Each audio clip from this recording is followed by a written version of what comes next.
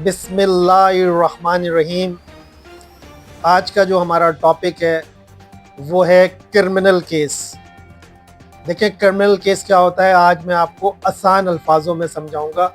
और आम शख्स जो क्रिमिनल केस के अंदर इन्वॉल्व हो जाता है, अगर वो क्रिमिनल केस को मजाक समझेगा तो किसी बड़ी परेशानी में वो फिर आ सकता है।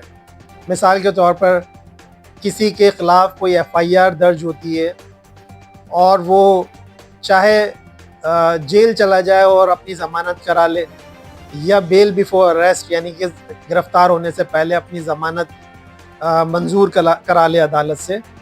और ज़मानत मंजूर होने के बाद अगर वो ट्रायल कोर्ट में नहीं पेश होता या गायब हो जाता है, तो होता क्या है, अगर गायब होने की सूरत में या तारीख़ों पर नहीं आता है वो, तो फिर जो है मुअज़्ज़िज़ अदालत उसके ख़िलाफ़ मुख्तलिफ़ तारीख़ों पर मुख्तलिफ़ ऑर्डर्स पास करती है। जैसे कि उसको शोकाज़ इशू होता है, उसका बेलेबल वारंट इशू होता है, नॉन बेलेबल वारंट इशू होता है, और वो फिर मुसलसल, और इन सारी चीज़ों में देखिए वक्त लगता है। फिर मुख्तलिफ़ ऑर्डर्स पास होते रहते हैं।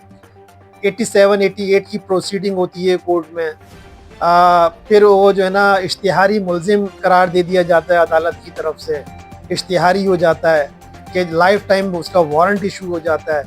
और इन सारी चीज़ों में काफ़ी टाइम वक्त गुजर जाता है। साथ साथ उसका CNIC भी कोर्ट ब्लॉक कर देती है।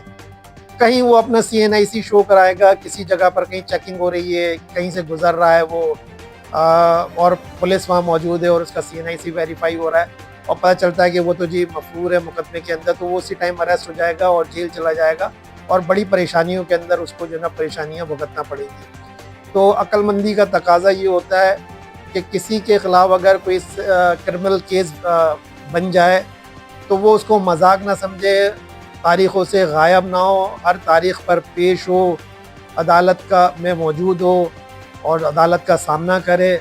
और अगर वो हक़ और सच पर है, उसके ख़िलाफ़ झूठा मुकदमा दाखिल हुआ है, झूठा मुकदमा बना है, तो वो अपने आप को कोर्ट से क्लियर करवाए और उस मुकदमे को फिर साबित करवाए कि हाँ जी ये झूठा मुकदमा था उसके ख़िलाफ़, और वहाँ से अपनी आज़ादी का जो जजमेंट है, यानी कि बरी होने का जो फ़ैसले का जो जजमेंट है वो हासिल करे।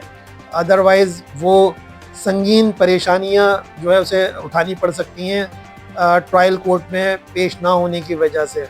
उसके ख़िलाफ़ जो ये सारी चीज़ें मैंने बताई, मेन चीज़ ये होती है कि CNIC ब्लॉक हो जाता है, तो बहुत ज़्यादा परेशानी में आ जाते हैं। तो इन सारी चीज़ों पर जो है एक ऐसा शख्स जो इस चीज़ में इन्वॉल्व हो जाए, तो उसको इन सारी चीज़ों का ख्याल रखना चाहिए। एक मुनासिब अच्छा वकील इंगेज करके जो क्रिमिनल केसेस को समझता हो, अगर किसी तारीख़ पर वो पहुंच नहीं पा रहा किसी मजबूरी के तहत, तो वो माफ़ीनामे की उसका वकील उसकी तरफ से एप्लीकेशन दाखिल करेगा। अगर किसी बीमारी में, किसी परेशानी में, तो अदालत को आगाह करेगा। लेकिन प्रॉपर डेट्स पर आना क्रिमिनल केस के अंदर मुल्ज़िम के लिए लाजिम होता है, वरना वो किसी भी वक्त किसी बड़ी परेशानी में और एकदम अचानक जेल भी जा सकता है। आप तमाम लोगों का बहुत बहुत शुक्रिया, बहुत मेहरबानी।